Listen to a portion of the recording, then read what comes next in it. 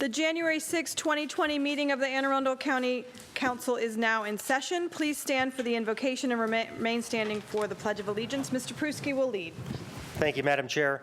What we're going to do today is take a moment of silence. We just celebrated, obviously, the holidays and also Happy New Year, but there are many people, particularly in my district, that are serving overseas. So I'd like to take a moment to recognize them with a moment of silence. Thank you.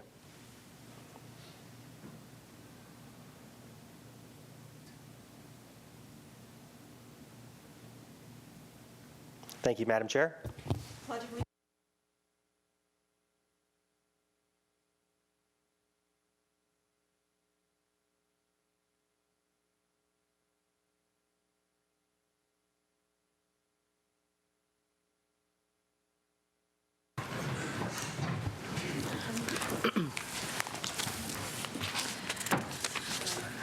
Good evening again, Madam Secretary. Please read the ethics statement.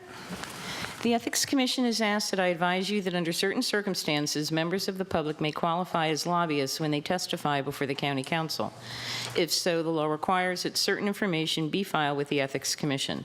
The Chairman of the Ethics Commission has asked that those present review the Ethics Commission information in the foyer of these chambers. If there are any questions about lobbying requirements, speakers should contact the Ethics Commission in the Heritage Office Complex on Riva Road. Thank you. We will now hold the invitation to audience. We will invite members of the audience who signed up before the meeting to address the council briefly on any subject not included in the printed agenda. Remarks will be limited to 2 minutes. Will the following, we do have some folks signed up. Will the following persons please come to the table, take a seat, and state your name and address for the record. We start with Mr. Matthew Rayberg, Francis Uhas, Ms. Chrissy Holt, Mr. Art Holt, and Mr. Phil Atetto.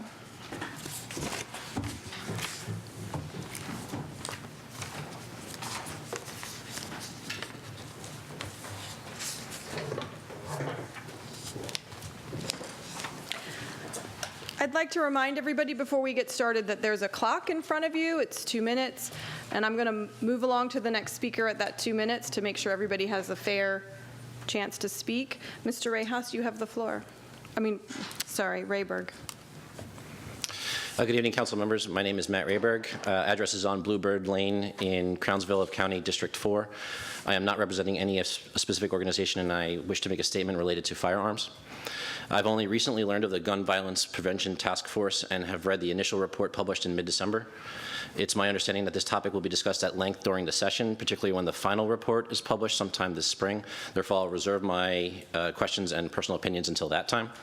I'm here this evening for one purpose, to formally offer each council member and your legislative assistant, particularly but not limited to those who have never shot or even held a firearm, an opportunity to experience just that.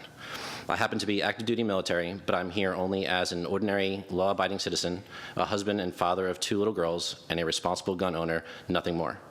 If you are interested, I would welcome you into my home for a tour and would personally coordinate a field trip to one of the local private club ranges or a more distant public facility. I offer this at no cost to you or the taxpayers, assuming that meets legal and ethics standards.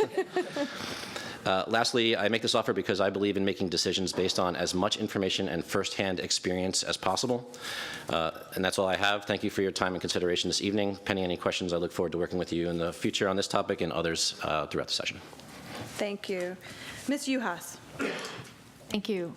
First, I'd like to thank Councilman Volke for working with your constituents to address matters of interest and extreme importance to District 3, and also thanks those of you council members that I've had the opportunity to meet with personally and also speak with about issues concerning the county as a whole. Second, for the benefit of the citizens of Anne Arundel County and for those that may be interested, I would like to draw attention to Bill 2315 that was enacted to allow assisted living facilities community-based to be built in any residential community and neighborhood by right with no special exception or conditional use process required. We believe this allowance was passed without fully considering or respecting the potential unintended consequences that clearly negatively impact communities by changing the character of a residential neighborhood.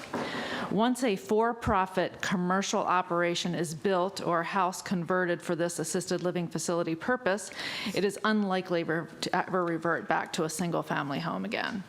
Our community association members have written numerous letters and made calls on this topic to solicit action by the county staff and council to correct this egregious commercial development that 2315 allows. After 18 months of communication with the county, we have yet to see or hear of any corrective action.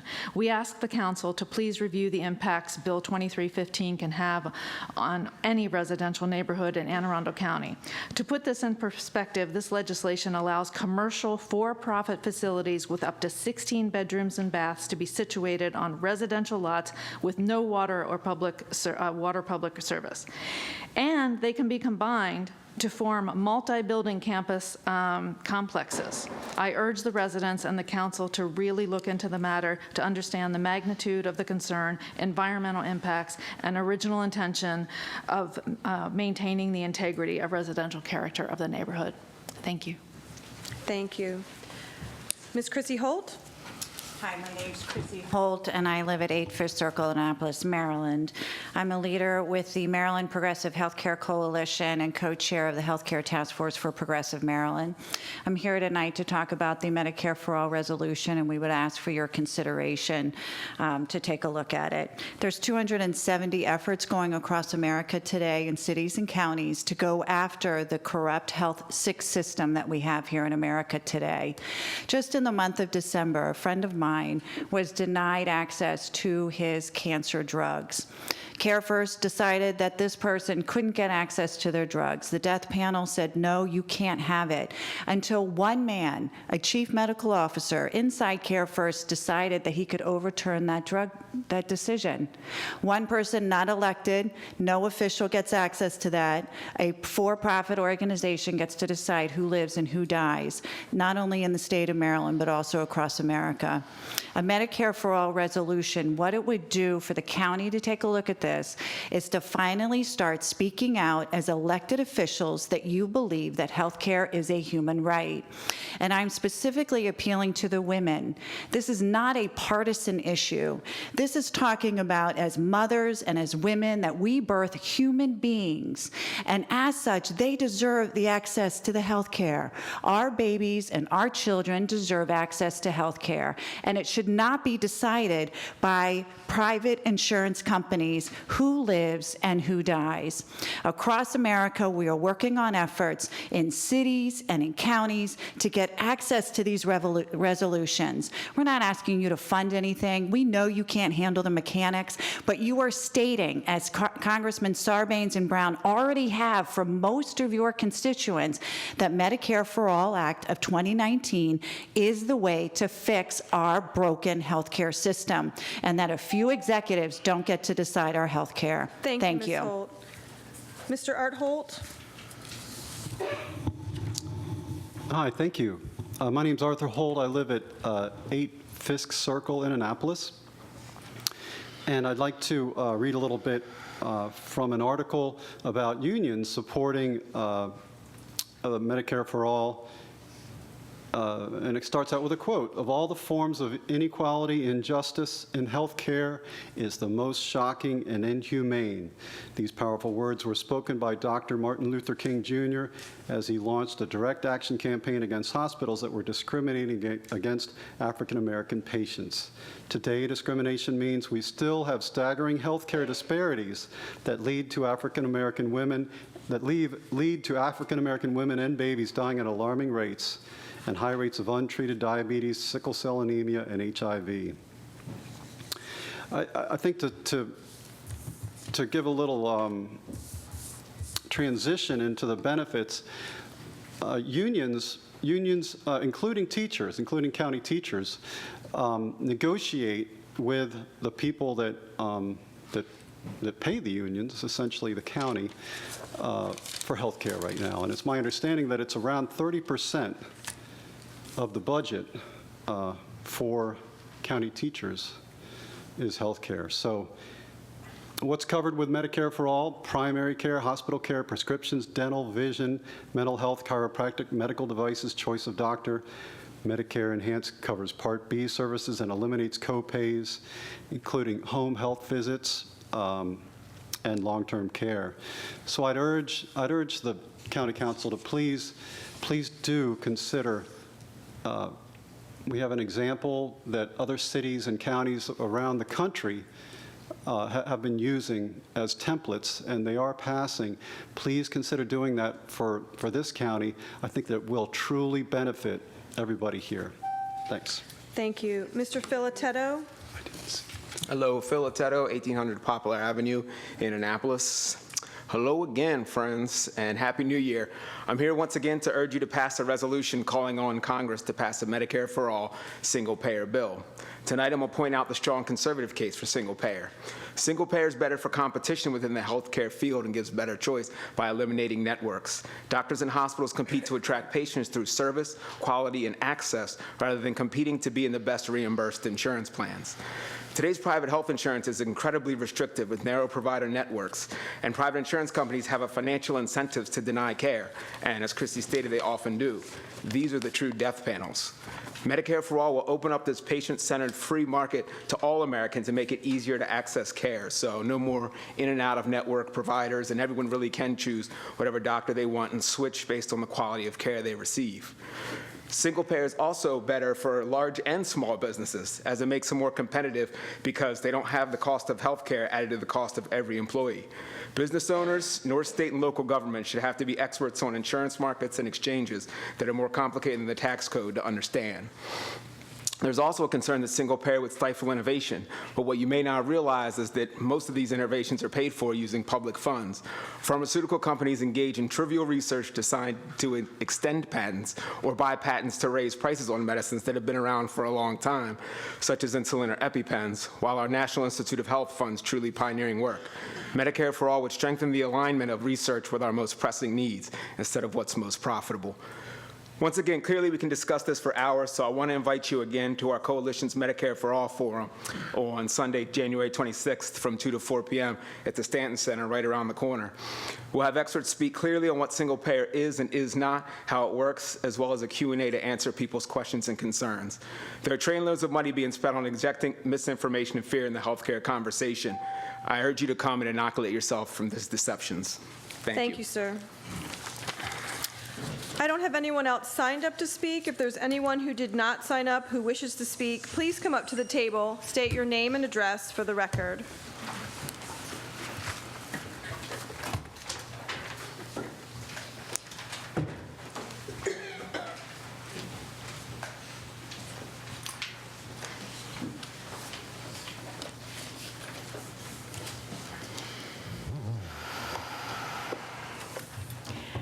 Happy New Year to one and all. Julie Johnson, P.O. Box 6634, Annapolis, Maryland. I'm here tonight. I was going to talk more about the Holodomor, which is a planned process of extermination of large numbers of people by starvation. And there was one in the 1930s orchestrated by Stalin against the Ukrainian people. And I got to introduce the word Holodomor. You know about the Holocaust. Well, the Domor is the part that means execution or extermination, and the Domor has to do with starvation. But I've changed my plans tonight, and I want to talk to you about the current crisis. Iran has raised the issue of, striking against some sort of cyber attack. You are not the national government, but you do protect the citizens of Anne Arundel County. And the projections, the federal, before Congress, were that if the national grid went down, out of our 330 million people, 300 million people would die in the first year because there would not be water, sewage treatment, transportation, power, fuels, food transport. And so you can't solve that problem. But as you prepare for the budget exercises, I would ask you to think about what can you do to help local people take whatever action is reasonable for them to protect themselves. And how do we protect the county's water supply? Because somebody has to pump it. And how do we protect the sewage system, which is equally important because failure of sewage can result in medical diseases. Thank you, Ms. Johnson.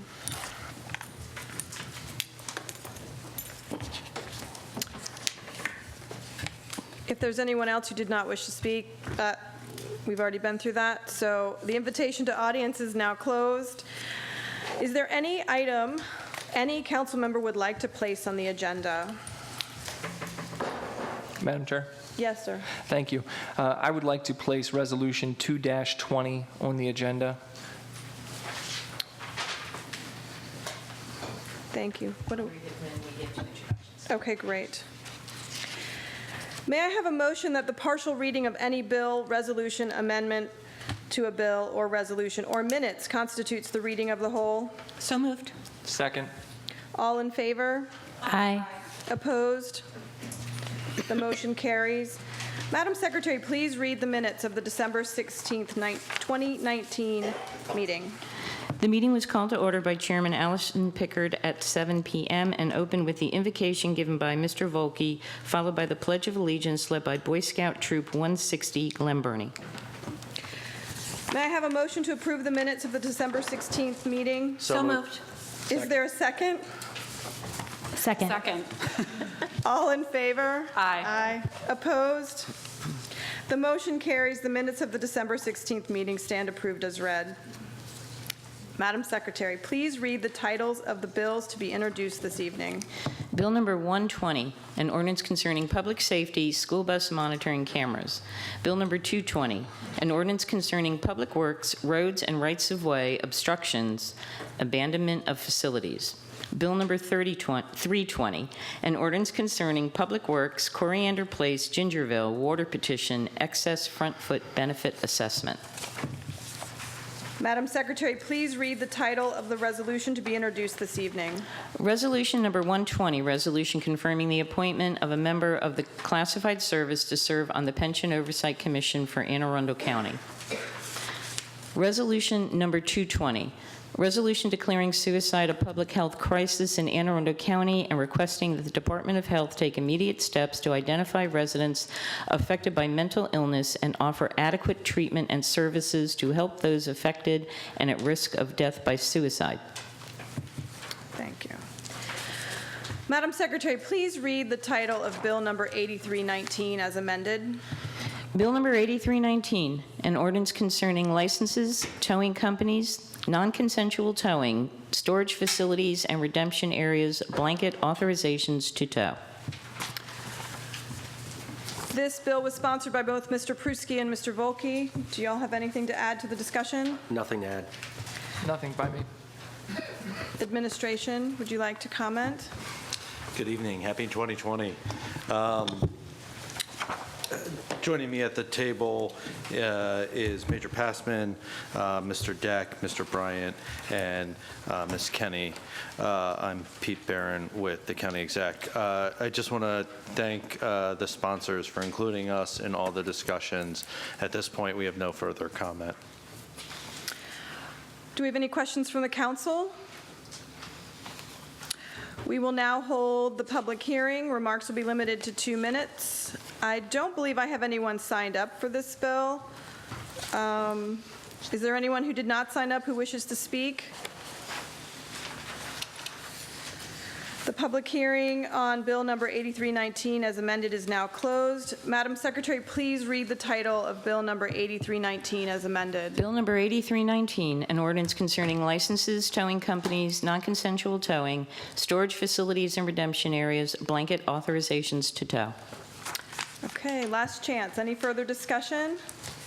No. Madam Secretary, please call the roll on Bill number 8319 as amended. Ms. Fiedler? Aye. Ms. Rodvian? Aye. Ms. Hare? Aye. Ms. Lacy? Aye. Mr. Volkey? Aye. Mr. Pruski? Aye. Ms. Pickard? Aye. 7 in the affirmative, none in the negative. Bill number 8319 as amended is passed. Thank you. Madam Secretary, please read the title of Bill number 8519 as amended. Bill number 8519, an ordinance concerning personnel positions in the classified service. This is an administration bill. I believe you have people to call to the table. Yes. Ms. Dickerson? From Personnel, Ms. Dickerson will be joining us. From Budget, Mr. Beecham.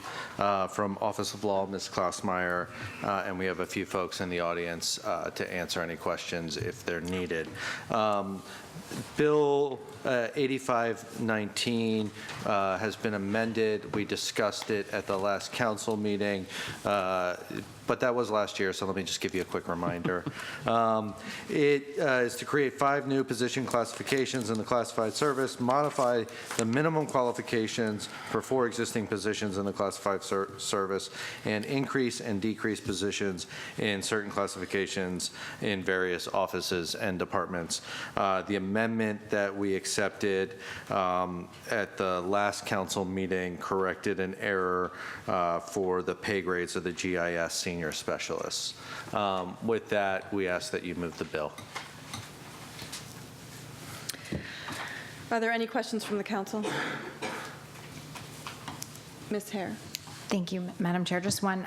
The auditor's blue letter has suggested that the fire department does not have funds within its current fiscal year budget to account for these changes. Do you have any, do we have a plan for that? I'll let Mr. Beecham take the first crack at that. Jim Beecham, Budget Officer. The costs for these positions were contemplated and included in the FY20 budget. The numbers that I think Madam Auditor is looking at relate to overtime, which is a different matter. There are considerable balances in the in savings for the turnover account.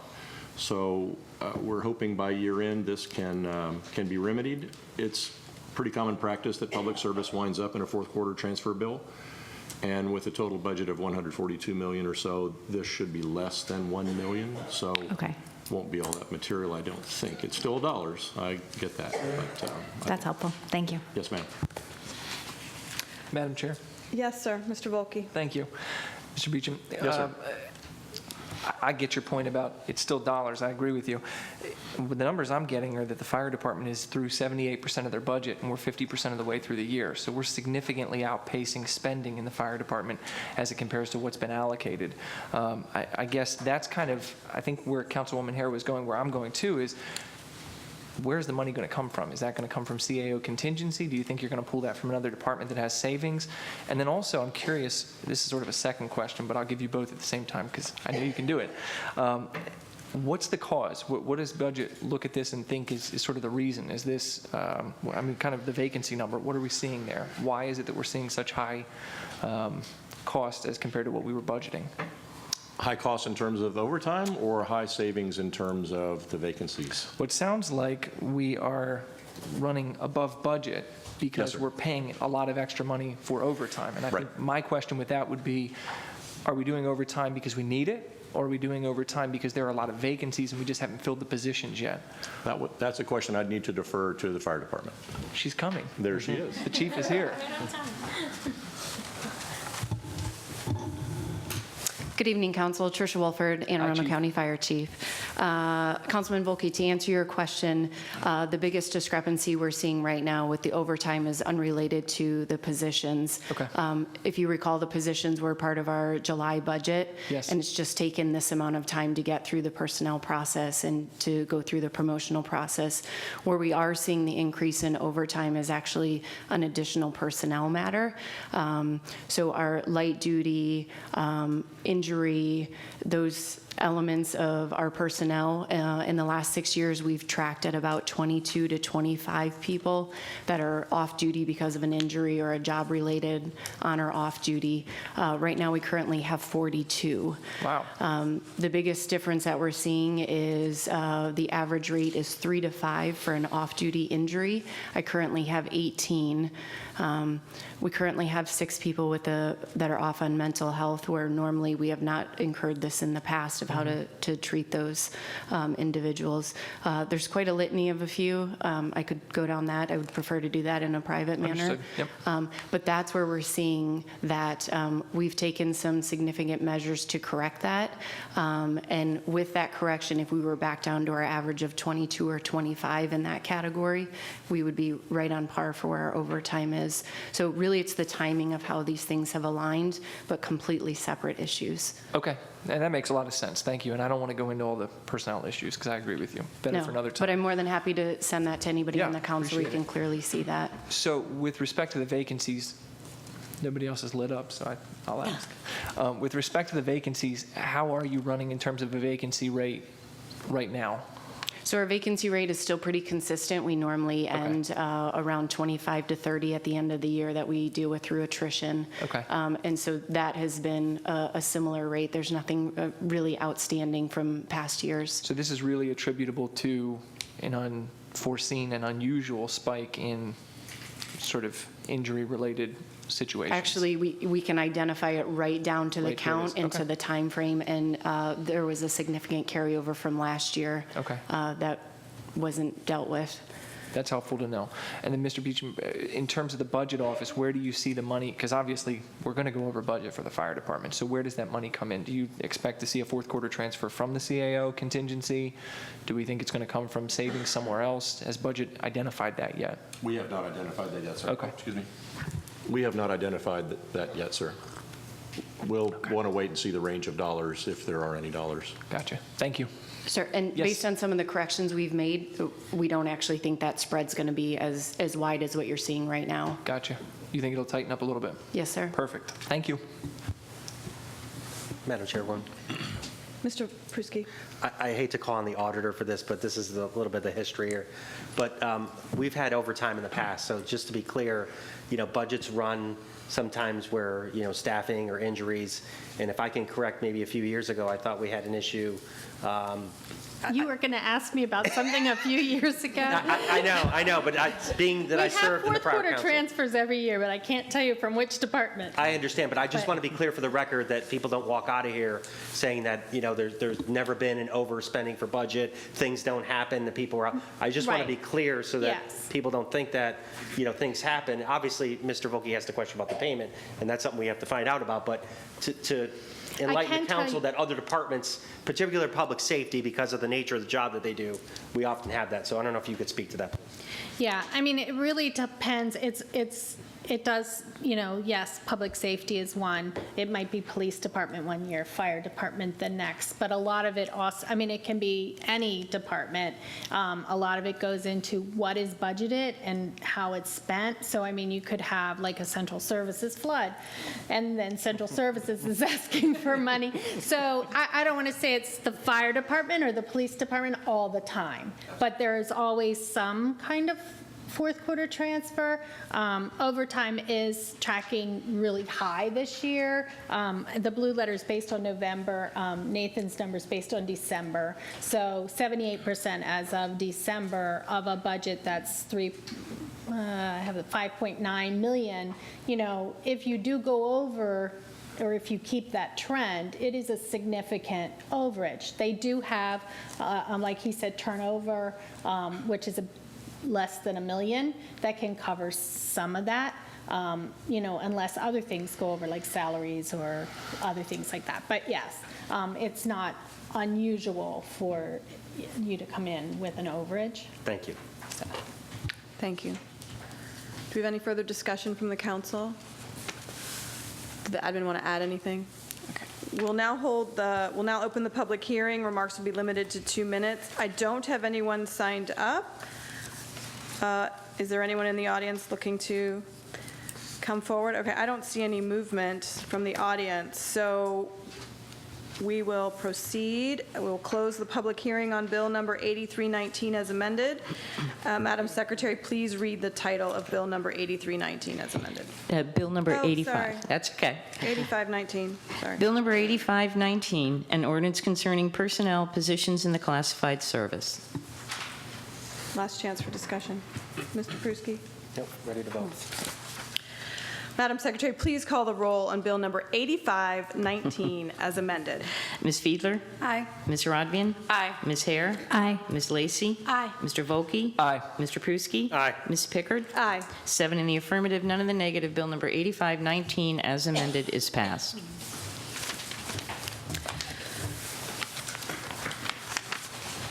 Madam Secretary, please read the title of Bill number 8819. Bill number 8819, an ordinance concerning finance, taxation, and budget, use or occupancy tax, transient lodging, short-term rentals. This public hearing is closed. Ms. Rodvian? Thank you, Madam Chair. I would like to make a motion to hold this bill till our next meeting, January 21st. Thank you. Second? We call the roll on the hold? Yes, we'll call Okay. the roll. Madam Secretary, please call the roll on the motion. Ms. Fiedler? Aye. Ms. Rodvian? Aye. Ms. Hare? Aye. Ms. Lacy? Aye. Mr. Volkey? Aye. Mr.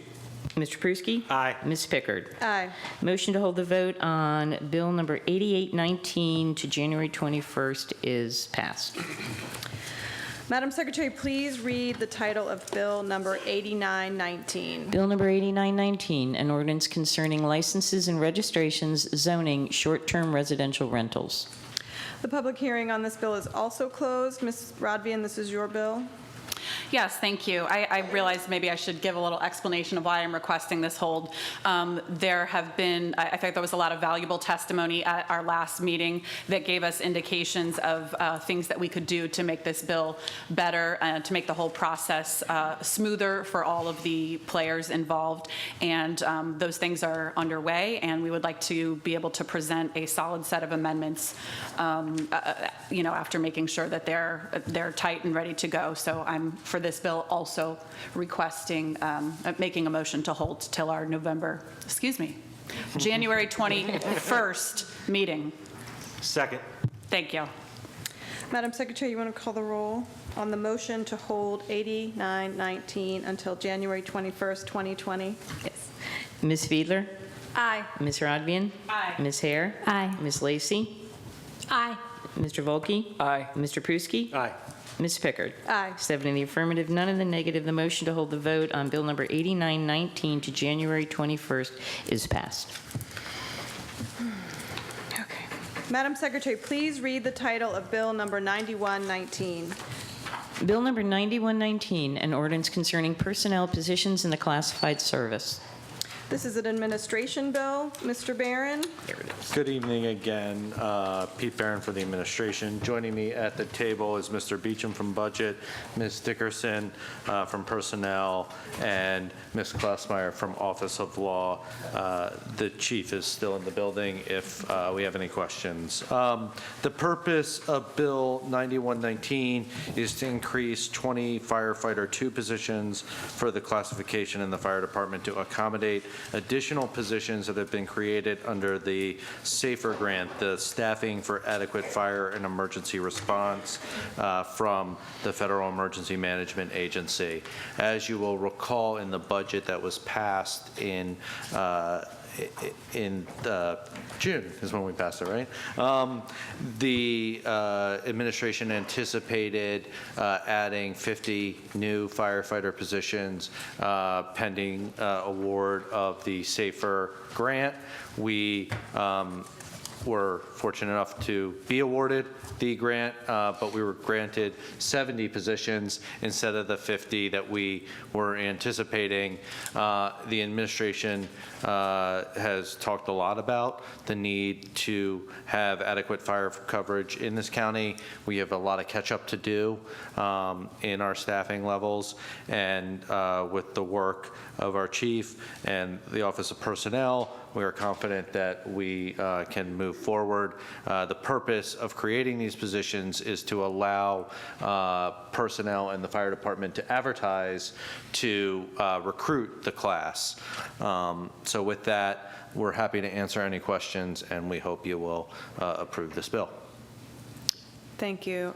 Any discussion from my colleagues? Ms. Hare? Thank you, Madam Chair. Maybe this is a question for Office of Law, but are we prohibited from advertising? I mean, assuming that not everyone who applies for the position may ultimately end up as a firefighter in the county, are we prohibited from advertising for these positions without this authorization? I mean, could we do it now and then consider this during the budget process?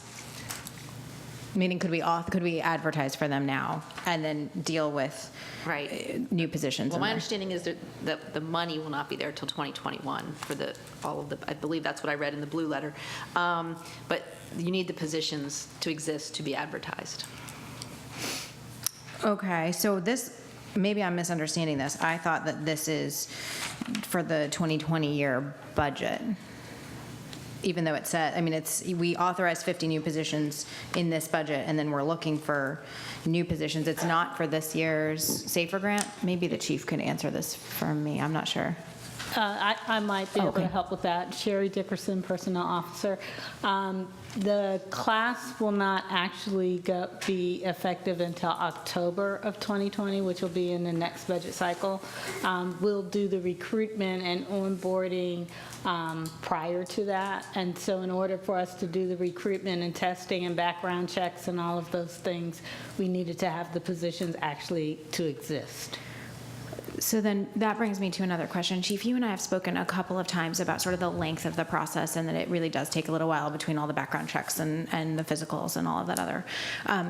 If we're trying to maximize SAFER dollars,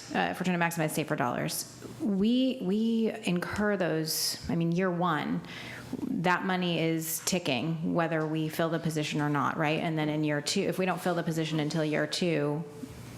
So the timing of the grant begins, there is a set time frame for the grant to begin, and then it's the 3 years of how that's allocated out. The position itself doesn't begin funded until there is actually a person in that position. So the bill is to just allow the PIN number to exist so we can start running them through that cycle, but then they don't actually start drawing the money until we have them in the academy and on payroll. So we don't necessarily lose money from the grant depending on timing? It depends on how you look at it. If you see time as money, then yes, but we're also limited by the amount of members we can put in the academy. So even if I had a SAFER grant for 100 people, I can't start 100 at the same time. And that's the same thing we're running up against, is the timing of when our list existed and when we have to create the new one. I can only get so many in the February class, and then the next fiscal year we'll add the additional 20, which is what the bill is for, because I can't fit them all in based on also the attrition rate of how we fill the existing vacancies. So part of it's the process and our capabilities, and the other part is the dollars. But the actual payment of their salary and how that money is used does not begin until I have a member starting the first day of recruit school. Okay. What kind of progress are we making with the 50 that were approved? So that class will start in February. I believe we have filled that class entirely, which would mean 70 people in total. We're filling all of the vacancies first, and then the balance are the SAFER grant. So all 50 positions should be handled. So we're filling the 35 vacancies first and then the SAFER grant? Do I understand that correctly? Yes, but it's not 35 vacancies. Okay. Do you know how many vacancies we have? I believe there's 20, maybe 23. Okay. Okay, that's helpful. Thank you very much. Yes, ma'am. Madam Chair. Mr. Volke? Thank you. Am I right that you're losing SAFER money already from March 11, 2020 to October 11, 2020 for 20 of these positions? Am I reading that right? No, sir, the grant should not start until this coming March. This says the SAFER grant covers the period of March 11, 2020 until March 10, 2023. I'm reading the auditor's blue letter. So my point yes, is, this March. You're not, right, this coming March. So you're Yes, not sir. rolling your new class in until October, so that you're already losing SAFER money there? No? We have the February class starting, which is the majority of the 50 that were Gotcha. already allocated. But you Those- got SAFER grant money for 70. Yes, sir. So my point is, it seems like you're already not taking advantage of 20 of the spots that you have. So the additional 20 don't exist, so we wouldn't be able to take advantage of those no matter. And even if we approve this tonight, the additional 20 aren't going to exist. So you're going to lose this one way or the other, is my point. We don't lose it one way or the other, correct? You're going to lose it. And you got allocated 70 positions from the federal government. You so far have positions for 50. So Correct. you're running a class through, you're going to pay those 50. But there's 20 out there that you don't even have pins for yet. So you can't do anything with that money from the federal government until you get the pins. Even once you get the pins, you're still not going to be able to roll them through the academy, do the whole process, all that stuff, until later on in the year. So it looks like you're already losing out on money for 6 months. Am I missing something? You're not. I guess it's just kind of a definition of terms. Us doing it this way and splitting it was still us living and staying within our means and hopefully doing the best thing with the taxpayer dollars that we currently have. So it worked to our benefit. Yes, we are losing a little bit of time in there. Yeah. You are correct. Yeah. But we still feel like the savings was adequate with how we've have them positioned 50 and 20. Okay. Because we could only plan for the 50 as the knowledge we had when we went through the budget process in June. Right. We didn't have an answer until later in the year. As to whether you were going to get the 70 or not. I got Correct. that. So I we- remember that part. Correct. Okay. You want to add something? The SAFER application for reimbursement process queries the department on any vacancies they have and demonstration of their efforts to fill those vacancies. And that's why I think the first 20 out of this graduating class coming forth will fill vacancies first to make the other 50 eligible for the SAFER grant. Gotcha. Makes sense. Thank you, Jim. The next thing I was going to say is this, I'm looking at the process, so I got to write up, Madam Auditor was kind enough to get this, in terms of the process it takes to get a firefighter into this county. And I'm just going to be very blunt about this. This is outrageous. I mean, you've got 125, so January the 25th, you start having applicants take a test, and you're not actually getting them to start the academy until October. And in the intervening time, you're looking at March, they're going to go through oral interviews. April, they're doing an orientation class. May, June, July, background, physical ability training, agility tests. August, more background checks, conditional offers. September, medical exams. I mean, no wonder we got a backlog. When it takes 9 months to fill these positions, I mean, it's just outrageous. So I would love to hear from personnel, is there anything we can do to tighten this up so that, again, because we're already losing federal money that we're getting. That's a situation that came through the budget. We've already dealt with that, so I'm not going backward. But you're losing money already because this process is so out of whack. So how is it that we can tighten this up to try to get these folks in faster? Because can you run an academy class in faster than October? I wouldn't be able to start one faster than October because of the timeline of the one starting in February since they're back to All back. right. So you may not be able to get one in quicker. But even if you had the people all ready and they were there and you'd made your offers, can you take advantage of any of this federal money prior to that, before they start in the academy? Is there any way you could get them in? No, because they don't hit payroll until they start the academy. That's when they're made an offer, and they have to get through each step. So our last group is now going through medical. They get the conditional offer when they clear medical. It just seems to me like this is the kind of stuff that we hear about where people go, oh, that's how government does it. And that's what it sounds like with this. It's like this process is just forever long. I'm in private business. If it took 9 months to hire somebody, we'd go out of business. So anyway, that's my piece about that. I would love to see if personnel could do anything to tighten that up.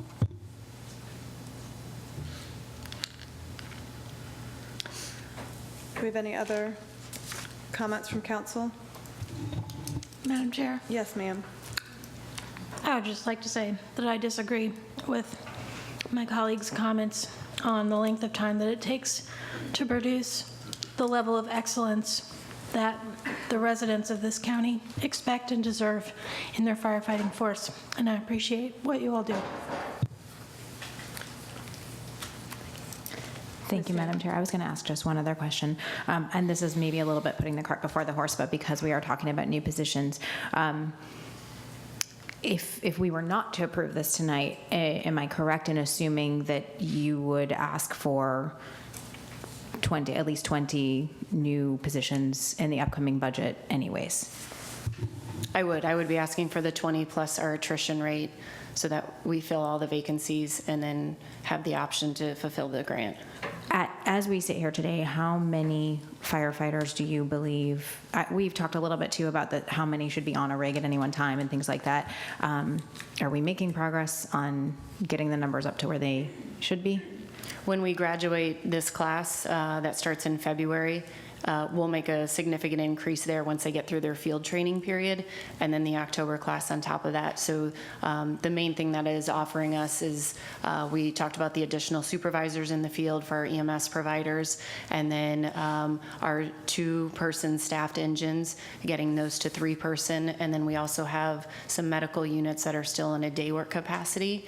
It would help us bring those up to a full 24-hour service. Okay. So the reason I asked at Mako this past winter Mako, there was a budget presentation actually by a gentleman, and one of the things he commented on was about sort of grants for personnel. And he said, if these are people you're going to have in your budget anyways, it's essentially found money because you're replacing, at least for year 1 and year 2, you're replacing a good portion of their cost.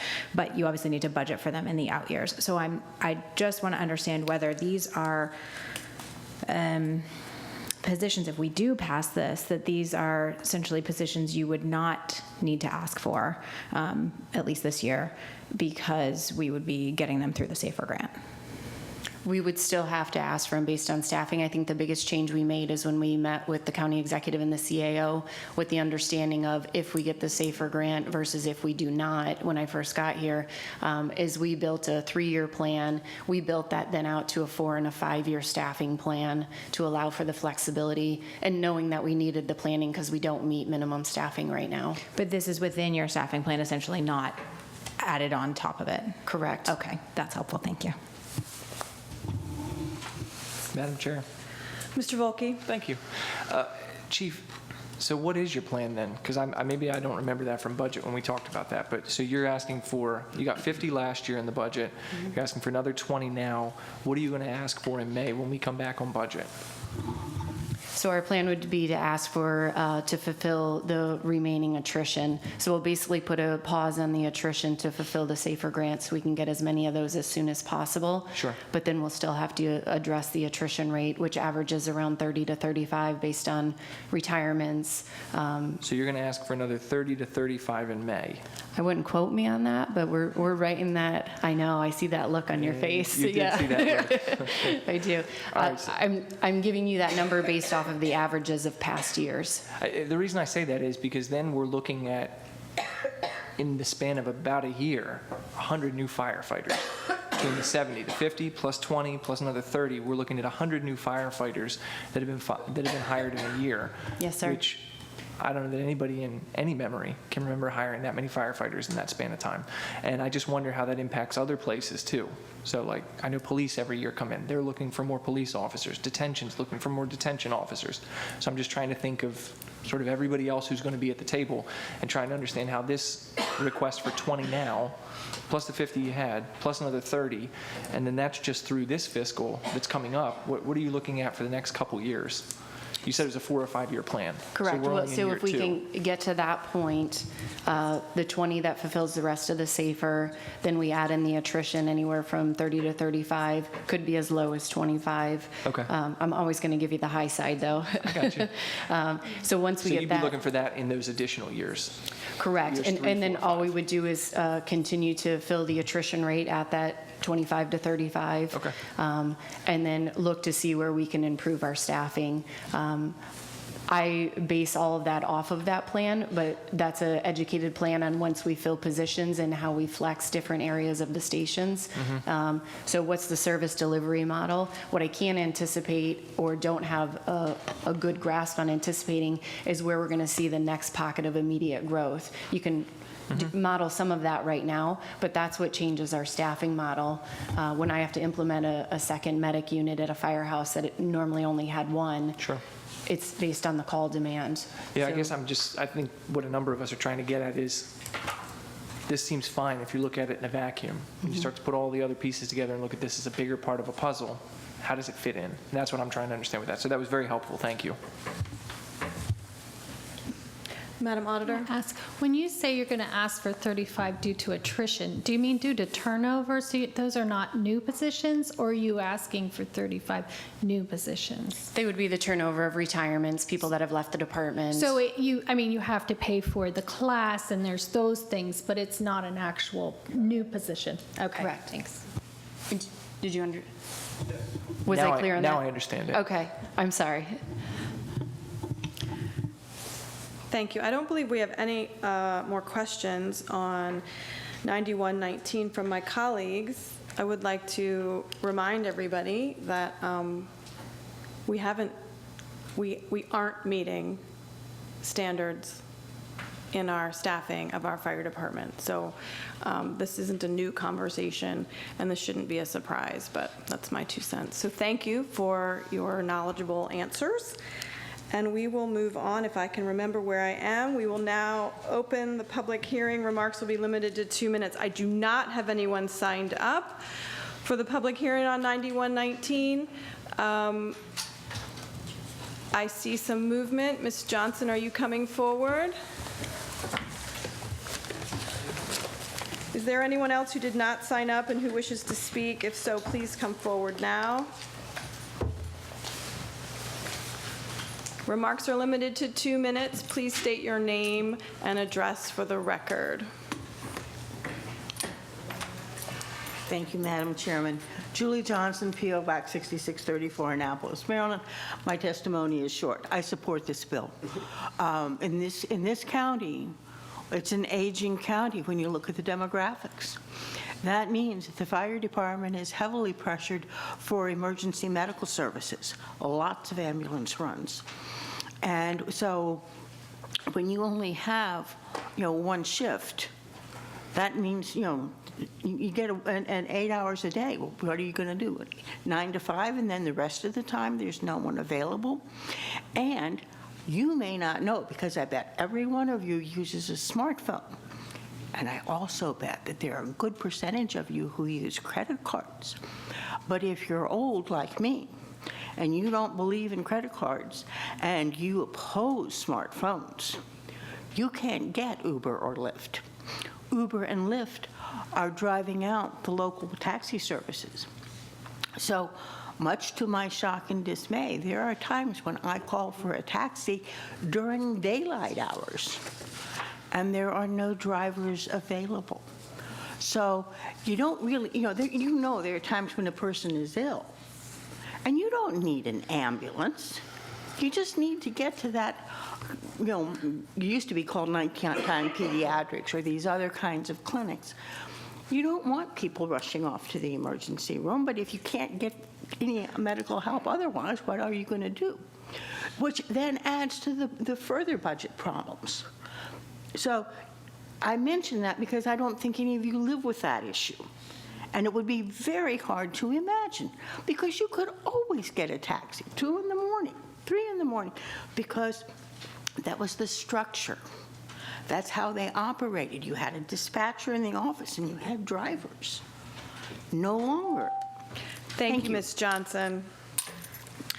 The public hearing on Bill number 9119 is now closed. Madam Secretary, please read the title of Bill number 9119. Bill number 9119, an ordinance concerning personnel positions in the classified service. Is there any further discussion from my colleagues? From the administration? No, I want to thank the chief and personnel, as has been stated. We have catch up to do, and they are doing everything they can to keep our county safe. Thank you.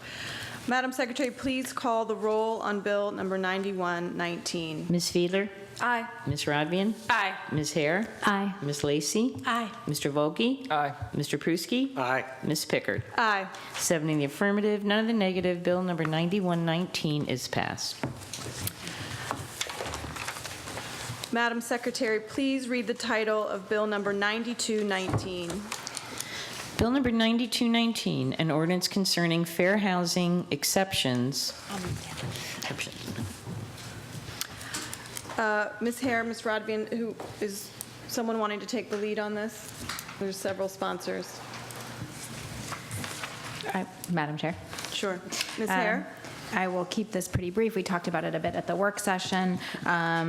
We heard some testimony during the original fair housing legislation about incentives and the concern on not being able to offer incentives for our teachers or public safety or emergency safety personnel in the county, and that it is difficult in many instances for our, I'll say, public safety and teachers, military veterans, et cetera, to both work and live in the county. So we are trying to help those who we have found through testimony have stated that there is a need for that assistance, essentially, without fear of running afoul of the law. We do have some amendments tonight that I can talk about at the appropriate time, particularly based on some statements that we've received, but I'll leave that for afterwards.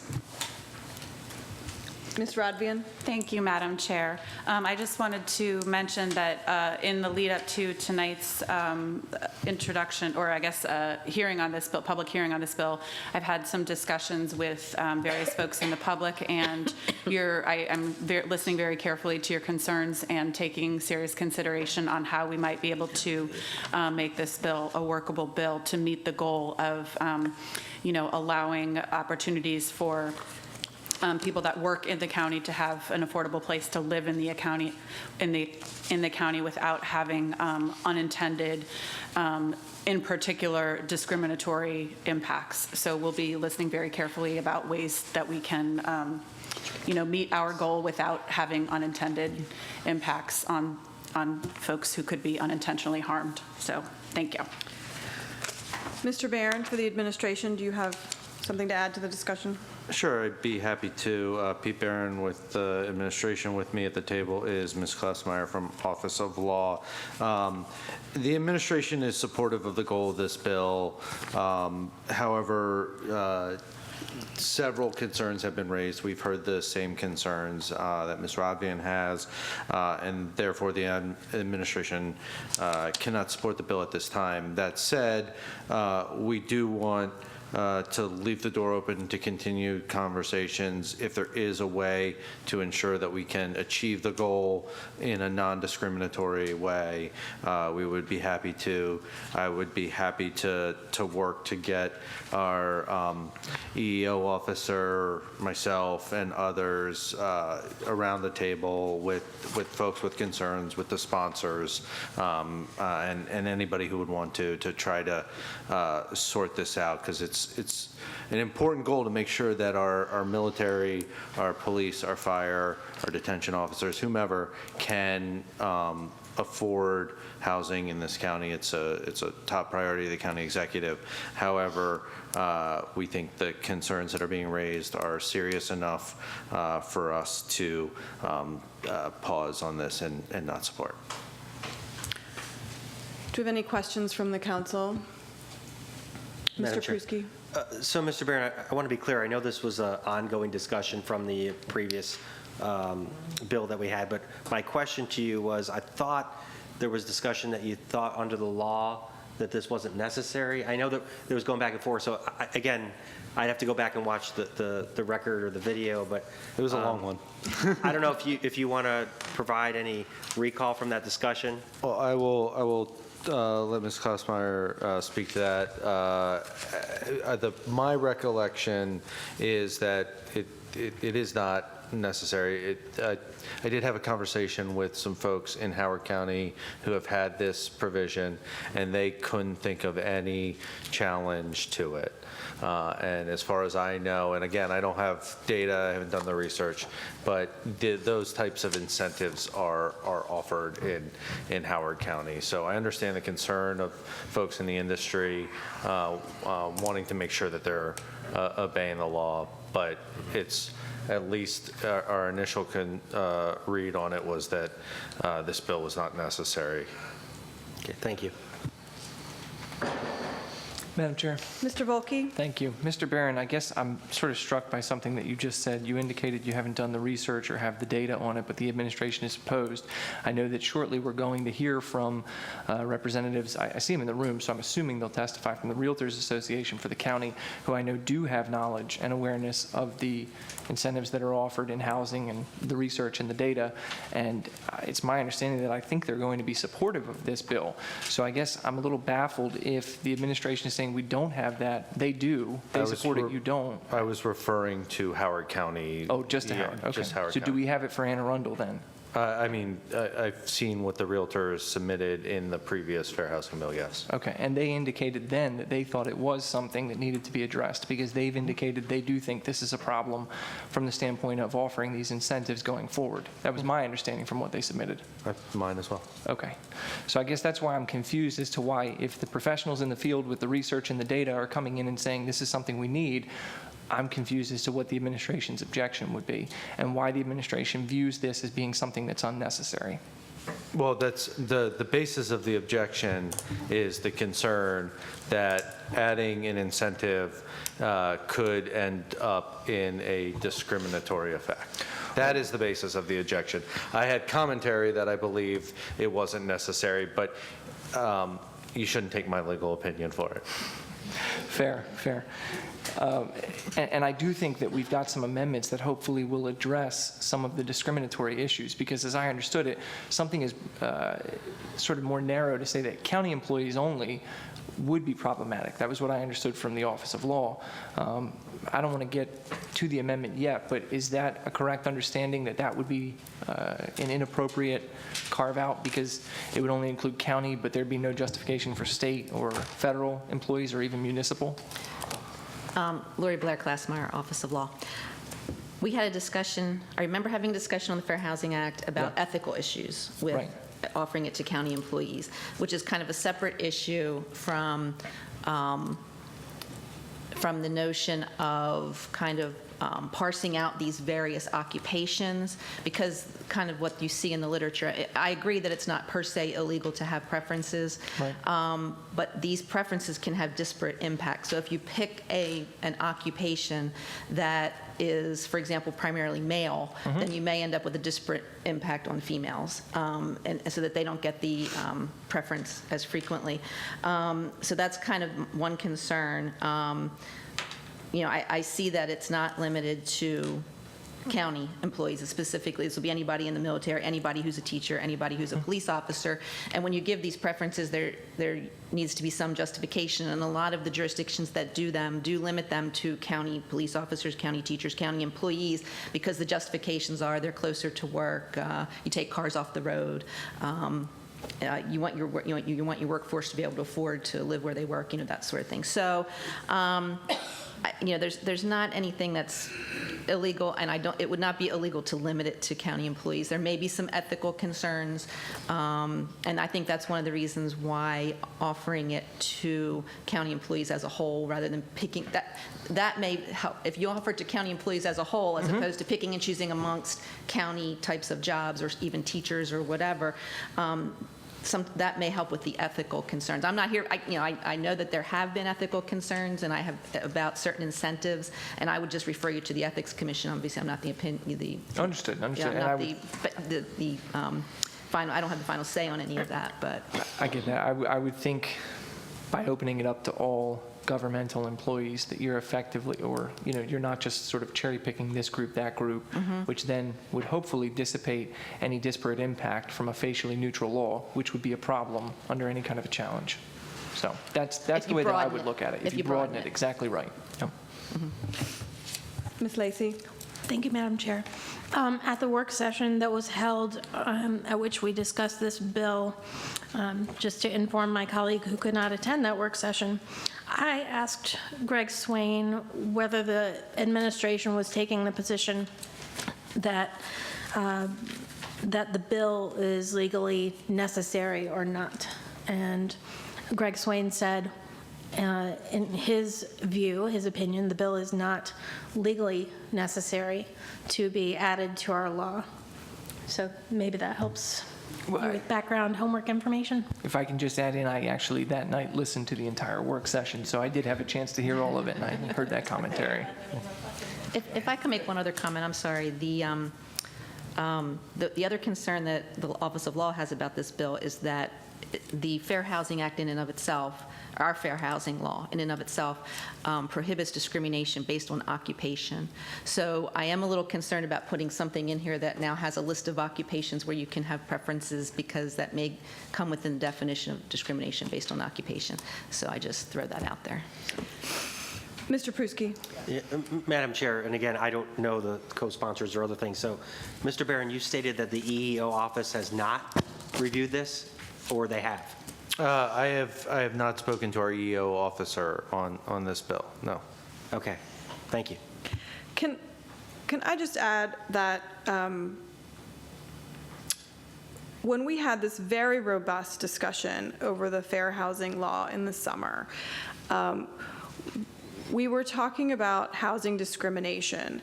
That bill passed, and we currently have apartment complexes that offer a 5% rental discount to veterans or military personnel all over this county. That's a little 5% rent discount. That is not discriminating against potential tenants based on any sort of protected class. We had this discussion. I'm not sure it was determined then that it was not having that sort of incentive program, a $10 a month discount if you're a county teacher, was related to discriminating against a protected class in our fair housing law. And then at the work session, as my colleague stated, Mr. Swain said that some people were concerned about it, but this new amendment to that fair housing law was not legally necessary to allow for allowed to happen an apartment complex to still offer that military discount. Thank you. Well, I recognize myself. Sure, Mr. Barron. If I could just sort of add, the administration shares, just to reiterate this, we share the goal of making sure that these types of incentive programs, if they're done in a non-discriminatory manner, are okay. And we'd be willing to work to get this bill to a place if the council wanted, if possible, to a place where we could support. But again, just to reiterate, Mr. Swain's opinion, my opinion is that we should just, at this point, we cannot support because there are just too many questions about the implications. Well, I understand. We also passed this summer the Human Relations Commission, which is set up to combat and help folks who feel that they have received housing discrimination. One thing I have not heard since this bill was introduced, or even since the fair housing law came forward, I've not had any communication from any apartment complex saying, oh, are you saying I can no longer offer my military discount? So I'm not getting that sort of concern from, no one's asking that. And like we stated, there are other jurisdictions that have occupation as a protected class, and they're still giving those apartment complexes still have those $10 discounts and 5% rent deposit discounts. I mean, we're not, anyways. Other colleagues want to speak. Ms. Hare. Thank you, Madam Chair. I think if I remember correctly, Mr. Swain said that while it's legally not necessary, there is a perception in communities that offering these incentives could get people into trouble or run afoul of the law. And so that based on his understanding, while it wasn't legally necessary, he thinks it could make sense just saying explicitly it's okay to have certain incentive programs. I will actually say I share Mr. Barron's commitment to working with anyone who would like to. We do have a few amendments tonight. I hope that we can take a look at them shortly, and I would share that commitment to sort of continue to work on this to see if we can get it to a place where we are all comfortable, so that it works. Madam Chair. Mr. Volkey. Thank you. I just need to clarify the record on a few things. Number one, the bill over the summer, the Fair Housing Bill, made occupation a protected class. It wasn't previously, so now it is a protected class. So now if you offer a 5% discount to someone who's a police officer but not to someone who's not a police officer, you have now treated a protected class differently. And by doing that, that is definitionally discrimination. To treat one class differently from another based on an underlying characteristic is definitionally discrimination. So I think I just wanted to clarify, because there were some statements I heard that said we're not dealing with a protected class and this isn't discriminatory. In fact, to continue to offer the incentives that we're talking about would be definitionally a violation of this bill.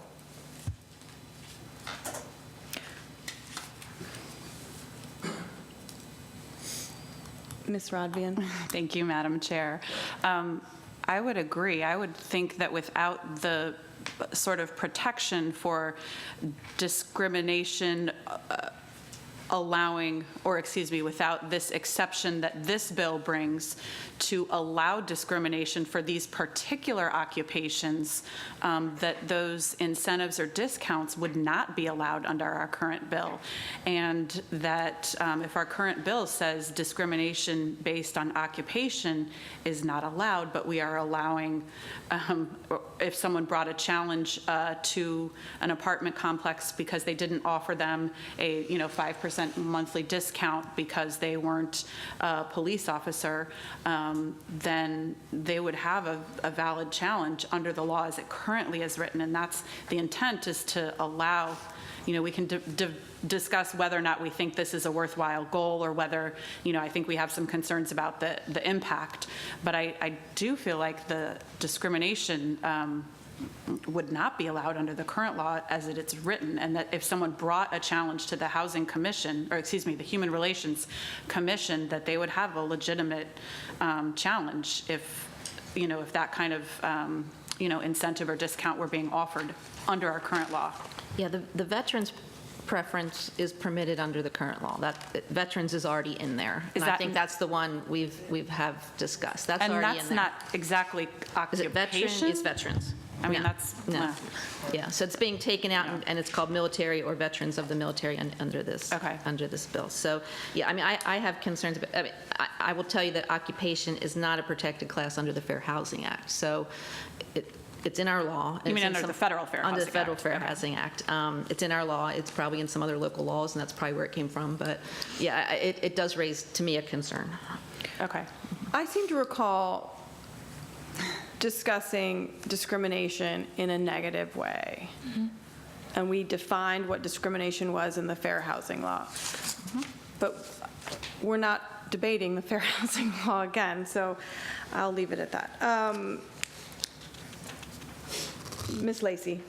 Thank you, Madam Chair. I just wanted to point out that you have to remember that the bold title at the beginning of a paragraph is not itself the law, and the fact that it says preferences for certain public service occupations isn't actually determinative.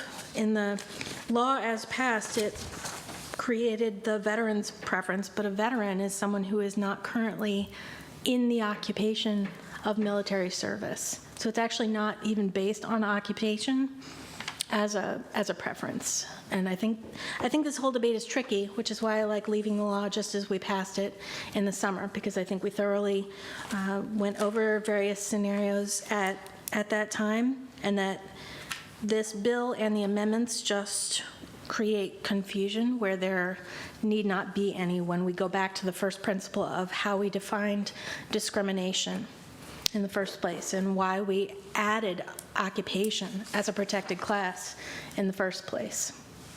So spoiler alert, I'm not supporting anything about this bill. Thank you.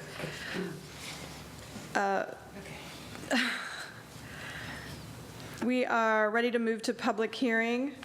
I do have some people signed up. Remarks will be limited to 2 minutes. Will the following persons please come up to the table and state your name and address for the record? Mr. Stephen Waddy, Ms. C.J. Mushaw, Jesse Keller, and Mr. Dale Waldrop.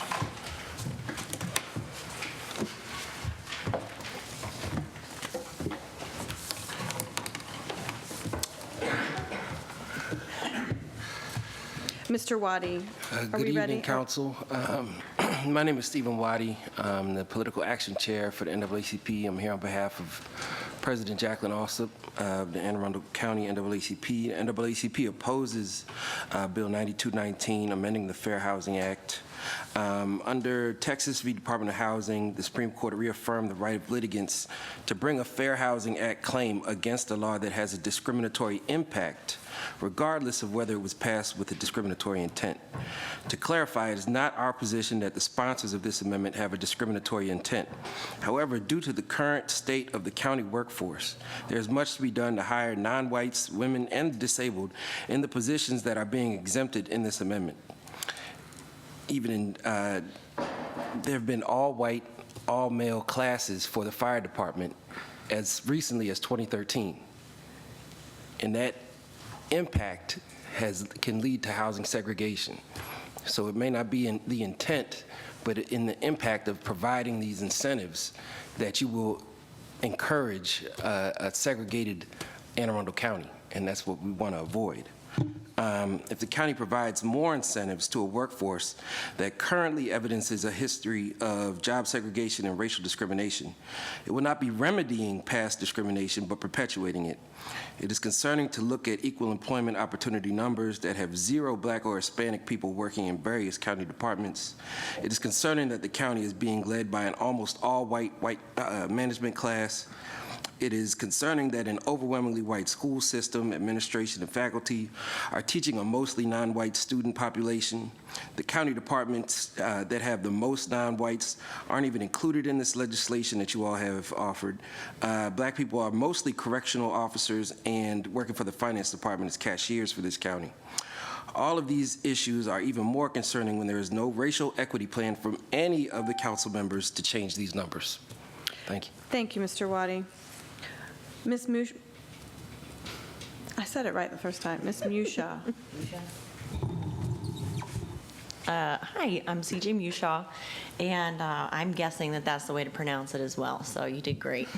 I'm also here in support of our Political Action Committee Chair, Stephen Waddy, with the Anne Arundel County branch of the NAACP. I'm here as the Economic Development Committee Co-Chair, and also as a coordinator with Showing Up for Racial Justice in Anne Arundel County and Annapolis. And we realize that the intent of this these proposed exceptions, we realize what they're trying to do, and we look forward to trying to help you find an effective alternative that will help you get there. We are concerned that this actually weakens the bill in and of itself. Some folks have already brought up that these raise specific occupations up where those the existing exceptions don't touch any occupations. We tried to scramble and get a little bit of background information to help you all with tonight's decision. But to put it in layman's terms, we want to help you not bake in existing indefensibly poor EEO demographic statistics. We do not want we don't want to watch you inadvertently incentivize gentrification. We also noticed that the county isn't specified under any of the occupations either, so you could have predominantly white or predominantly male occupational groups being incentivized to move into areas, pushing people out who are already struggling to find affordable housing here. And our whole point is we want to have people living here who can work here and afford to live here and stay here, if that makes sense. We spoke with Carol Ott, who's a tenant advocacy director from the Fair Housing Action Center in Maryland, and she brought up a couple of great points for you all. I can put some written stuff to you later. Thank you. Some really good stuff. Perfect. That would be great. Ms. Keller. I don't think this is on, is it? Oh, hello. Hi, my name is Jessie Keller. I currently reside at 20 East Heath Street in Baltimore. I'm here testifying tonight on behalf of the Maryland Multi-Housing Association. We are a trade association of property management companies. Our members own and manage over 205,000 apartments in the state of Maryland, including 27,500 in Anne Arundel County. As you know, we are supportive of this legislation with the recent adoption of the Fair Housing Ordinance that deems an occupation as a source of income.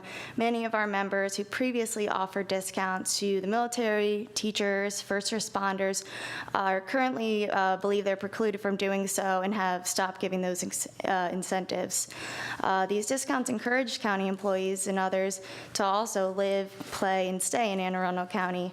I know that there is some complicated legal issues to resolve, and we're happy to work with you on any amendments to clarify and limit incentives if necessary, but we hope that you will allow this practice again. Thank you.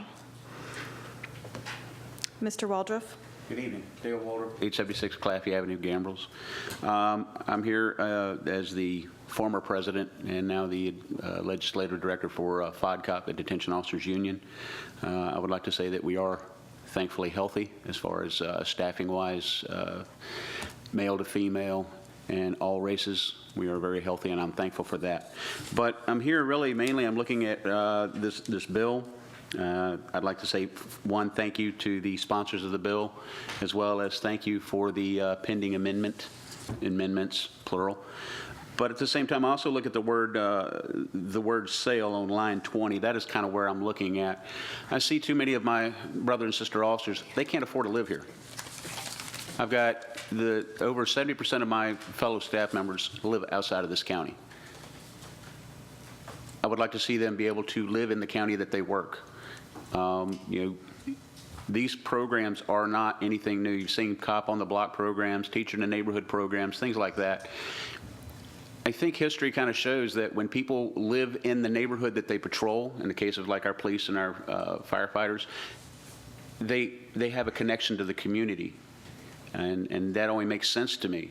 If I'm patrolling where I live at, I'm going to care. And we can see around the nation where we have issues where the police do not trust the population doesn't trust its police because one doesn't live in that particular area.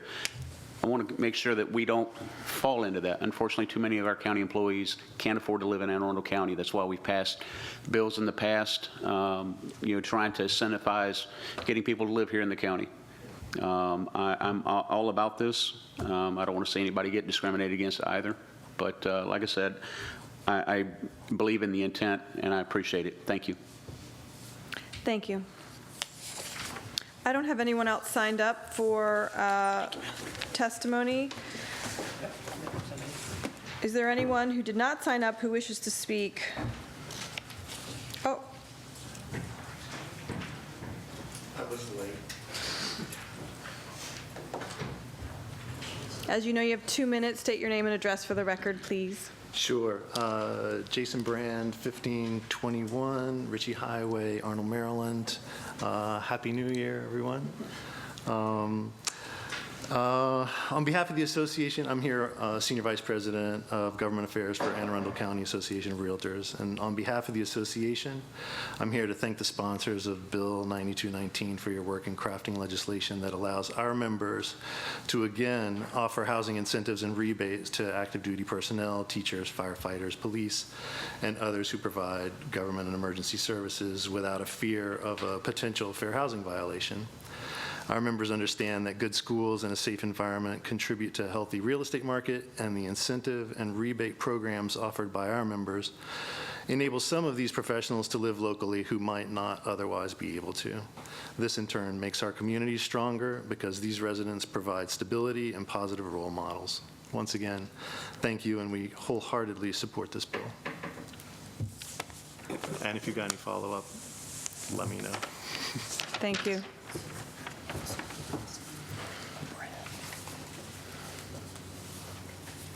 Last call for Bill 9219. The public hearing on Bill 9219 is now closed. Madam Secretary, please read the title of Bill 9219. Bill number 9219, an ordinance concerning fair housing exceptions. Is there any further discussion? And we do have some amendments. Madam Secretary, please read amendment number 1. Amendment number 1. This amendment adds detention officers to the list of specific public service occupations accepted from fair housing provisions regarding the sale, rental, or occupancy of housing in the county. Is there a motion to adopt? So moved. Second? Second. Sorry. Did we vote on that? Any discussion? Oh, is there any discussion? Sorry, I'm getting confused. And the administration? Pete Barron again for the administration. Not to reiterate the points I made before, but if the council does decide to move forward with this bill, our detention officers should be included. The sponsors of this amendment, does someone want to speak on this particular amendment? Ms. Radvian? I'm basically going to reiterate what the county executive's representatives say, that we unintentionally neglected some very important public servants for our county government, and that's our detention officers, and that's why they're reflected here, that if we do move forward with this bill, they should be part of it, as well as those we mentioned in the other amendments. Ms. Hare? Thank you, Madam Chair. I was just going to say, and Mr. Waddy, I believe this was a group that you specifically mentioned. So hopefully this at least is one step in the right direction towards getting the bill closer. It's the blackest place. Excuse me. Thank you. Mr. Pruski? Yeah, Mr. Barron, as we go through these amendments, and I guess this is a rhetorical question in some ways, but how do we know we're not missing anyone? Because I know we're talking about this group, that group, and again, I'm going to raise the concern that I don't know from the sponsors, and every bill is not perfect. Believe me, I've introduced bills that are perfect. But the EEO office not reviewing this, I mean, I just have a concern we may be voting on something tonight. And I say that because if they're the group that's going to form opinions on interpreting this, shouldn't they have been at the table? And I don't know who's supposed to be dealing with that, but I'm just curious if you have a comment on that. Not intended as criticism to the sponsors, but the administration was not involved on the front end of this bill. If we do decide to amend the bill, which would mean the bill would not be voted on this evening, or if some other action was taken, the administration and the county executive stands by ready to pull in all parties that would be relevant to this discussion, from folks from the Office of Law. We could even ask some of our Human Relations Commission to look at this. I think there's members of the community that have expressed opinions here tonight that should be included. So if that is the decision of this body to move forward to try to remedy this, we stand by to help. And Madam Chair, I just want to go clear on the record, because I may support an amendment does not mean I support the final bill. I certainly will look forward to that if the administration's willing, or once we pass, or if we do pass these amendments, to get clarification, because I think it's important that the office that will be dealing with this or have oversight would have some opinion or suggestions to make it better. They agree, disagree. I think that's important. So I just want to make that clear as part of the record. Mr. Volke? Thank you, Madam Chair. To my colleague from District 4, Amendment number 3, I believe, will resolve all of this, because, as my colleague from District 6 noted earlier, there were folks who were unintentionally neglected. I say folks, I mean particular classes of employees who we sort of picked this group and not that one. And to me, after hearing some of the concerns that were advanced by the NAACP as well as others, it was clear that this needs to be much broader. And so, in fact, Amendment number 3, I'm getting a little out of order, but I would tell you that covers all governmental employees. So this covers everybody, as opposed to picking specific classes. So I do think that'll resolve the issue that you've raised there. So this happened a little bit during the fair housing conversation and workforce housing conversations in the summer. This is about our fair housing law.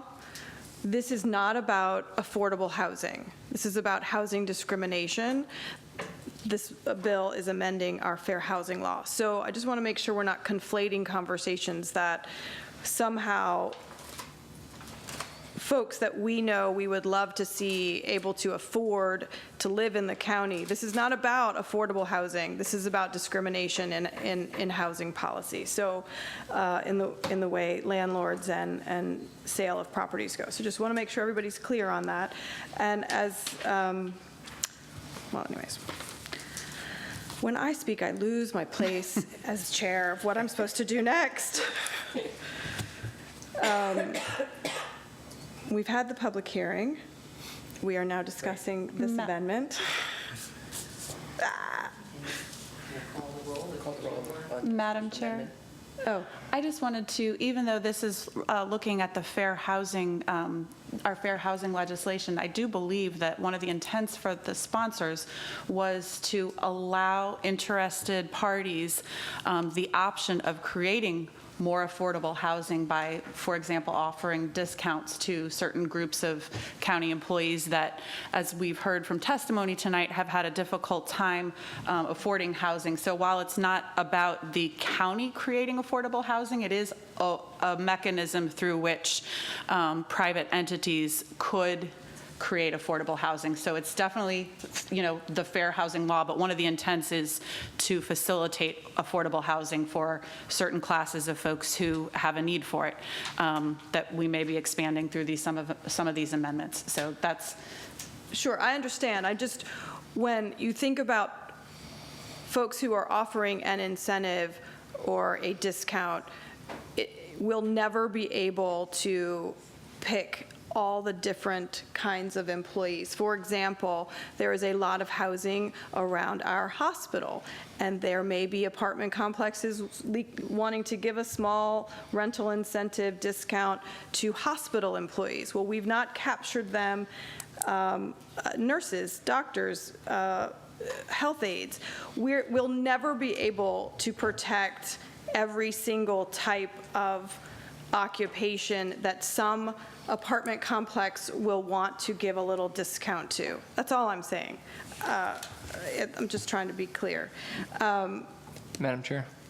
Yes, sir. The only thing I would add to that is they could have given those types of incentives to hospital workers, nurses, hospital employees, doctors, whatever it may be. But then we made occupation a protected class this summer and said that you can't do such a thing because that would be considered discriminatory. So if that was our concern, then we probably shouldn't have included occupation as a protected class in the Fair Housing Act. Okay. Well, okay. That's not the way I recall the debate going with the making occupation a protected class, but we'll leave it at that. Madam Secretary, please call the roll on amendment number 1. Ms. Fiedler. Aye. Ms. Rodvian. Aye. Ms. Hare. Aye. Ms. Lacy. Nay. Mr. Volkey. Aye. Mr. Pruski. Aye. Ms. Pickard. Aye. I'm sorry, Ms. Pickard. Aye. 6 in the affirmative, 1 in the negative. Amendment number 1 is adopted. Okay. Madam Secretary, please read amendment number 2. Amendment number 2. This amendment adds deputy sheriffs to the list of specific public service occupations accepted from fair housing provisions regarding a sale, rental, or occupancy of housing in the county. Motion to adopt. So moved. Is there a second? Second. And the sponsor of this is also Ms. Hare, Ms. Rodvian, and Mr. Volkey. Does someone want to take the lead? It's all the same comments from the prior detention okay. officers, deputy sheriffs. It's the same idea. Gotcha. The administration? Same as before as well. Is there any other discussion? Madam Secretary, please call the roll on amendment number 2. Ms. Fiedler. Aye. Ms. Rodvian. Aye. Ms. Hare. Aye. Ms. Lacy. Nay. Mr. Volkey. Aye. Mr. Pruski. Aye. Ms. Pickard. Aye. 6 in the affirmative, 1 in the negative. Amendment number 2 is adopted. Madam Secretary, please call the roll on amendment number 3. I'm going to read in amendment number 3 first. Oh, I'm sorry. Please read It's amendment okay. number 3. Sorry, I'm moving along. This amendment adds governmental employees to the list of specific public service occupations accepted from fair housing provisions regarding the sale, rental, or occupancy of housing in the county. Is there a motion to adopt? So moved. Is there a second? Second. Any discussion? Madam Chair, might I offer a friendly amendment to amendment number 3? We do not amend amendments. You can Floor amendment. We're not. get But another this will be amendment. coming back. Thank you. I will look for that. I will take that path instead. Thank you. Okay. The administration? Same comments as before. Madam Chair, Yes, since it's my amendment, may I speak to it for a moment? I guess so. Thank you. So I would simply add that, as noted before, the bill as written and even with these amendments still sort of cherry picks certain occupations to say this occupation will be covered, this occupation will not. And I think that there are some valid concerns as to the history of those occupations and who has been hired for those particular occupations. So again, this expands out to include all governmental employees. So this would take everyone from custodial staff or cashiers to department heads and directors and treat everyone who is serving in the governmental capacity, whether it's at municipal, state, local, federal level. It would treat them all the same because each one of them is providing value to the citizens of the county, the state, the city, and the country. So I think this is an appropriate way to expand this out to ensure that we are getting the people who are serving us in one form or another, that we're giving them incentives to live here. Madam Chairwoman. Mr. Pruski? Thank you. So I didn't speak earlier. My colleague made a statement. I think this is actually maybe too broad and not narrow because we talked about county. And I don't know if Ms. Rodvian was thinking about clearly defining who you are, because I know, and I've seen this on several occasions, what's a government employee. We have quasi-government agencies that, you know, they're given money from us and then you don't know who's who. And that's why, again, I look for the EEO office to kind of clarify what they would recommend in terms of what would be there and plus state law. So again, I just have a concern. I understand the intent, but the legal piece, again, I'm not an attorney, but I play one on TV. So certainly I'd like to get the experts to take a look at this, and I just wanted to raise those concerns. Thank you. Ms. Rodvian?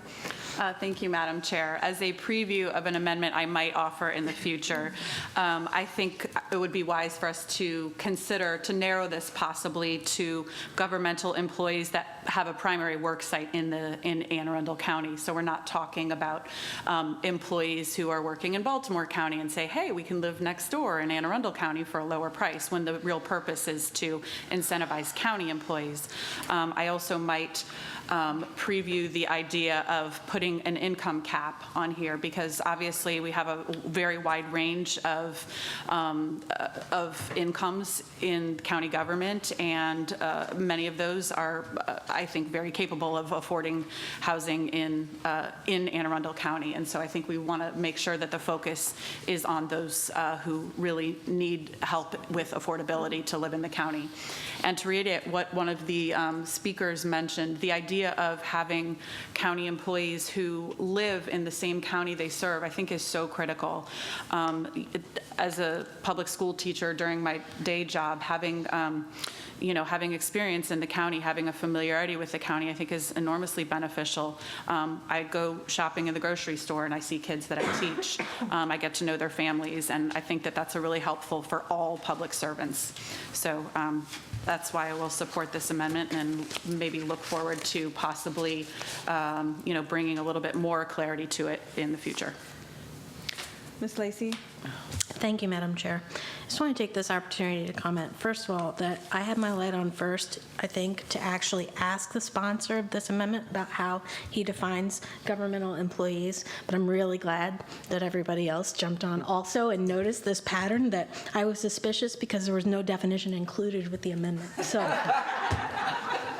For the record. for the record. But My apologies. But I do think the whole discussion adds up to a lot of unanswered questions. And honestly, if I were still at a law firm or, if I were sponsoring this bill, I would have asked a junior associate in the law department to actually do a full analysis on the bill, the constitutional boundaries, limitations, the difference between discrimination and permissible preferences, what sorts of governmental purposes are okay to accomplish through a preference versus the distinction on what a private person can or cannot do or can or cannot offer in housing. And we're conflating all of those things. My legal mind is just like blowing up inside going, I wish I could convince you all, but we shouldn't play lawyers on TV. I would really like to see, since this bill is going to come back before us, there should be a comprehensive legal memo on this before we actually go forward.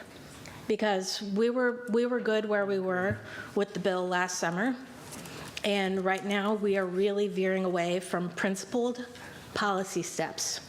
When we're doing all of this in a discussion that is not based on data, but only anecdotes, and we haven't had anybody come in here and give us that specific testimony. And whether or not we think we remember the discussions from last summer is not an adequate substitute for this particular bill and the impacts of what this particular bill and these amendments are actually going to do. I cannot say it strongly enough. I don't agree with passing this bill at all without more data and thorough legal analysis. Mr. Volke. Thank you, Madam Chair. It sounded to me like, and I agree with my colleague from District 1, that maybe we could ask Office of Law to put something like that together so that we could have that. That's what I was taking away from that discussion, because you're not wrong. I mean, well, I can only ask our poor legal counsel to do so much. I mean, she's over here trying to deal with all of us, so there are limits to what she can do. But with that, I'm not sure that we found them yet, but they are there. But with that said, if we could get that, I think that would be very helpful, right? We can provide that. Thank you. I concur with my distinguished colleague from District 1 and also with my colleague from District 4, who, while I have voted for amendments, does not give any indication of how I will vote on this bill when it comes back, amended or not. Are we moving forward on amendment number 3? Certainly.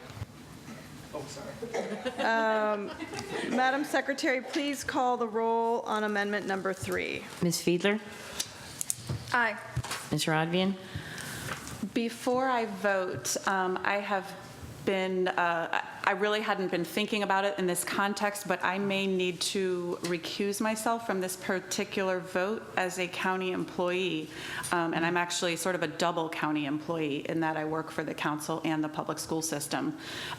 I live in my home that I already own, so I had no thought of taking advantage of this, but I think that I need to recuse myself from this vote for that reason. Does that mean I need to step outside? Yeah.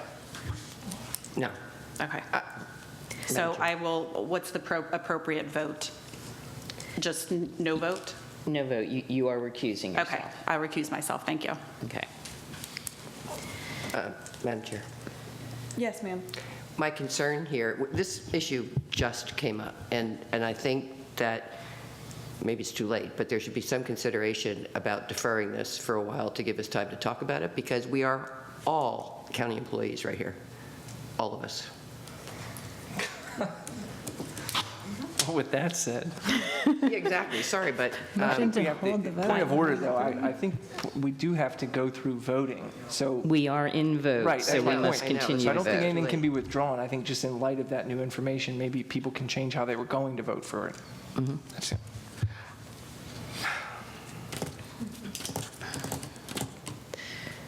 What? Shall I agree. Yeah, you have to vote it through. Shall I continue vote? Remember, you're our parliamentarian. Do we have a choice? We are in vote. Right, I know that. We've already started. We've already started. If I'm not sure. Me either. Do we all just If recuse someone wants ourselves? to, Can we all just recuse ourselves If and someone it wants- fails?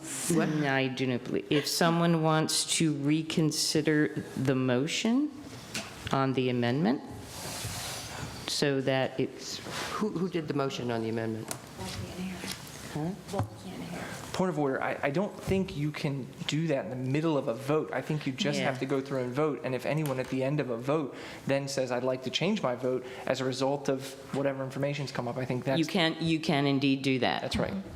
You can indeed do that. So we shall continue with the vote. After the end of the vote, anyone who already voted can then state that they wish to change their vote.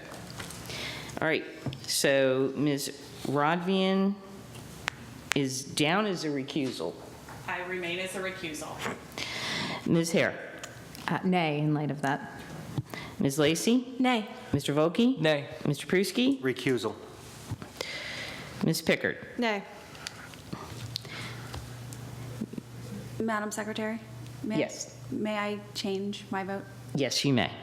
Nay.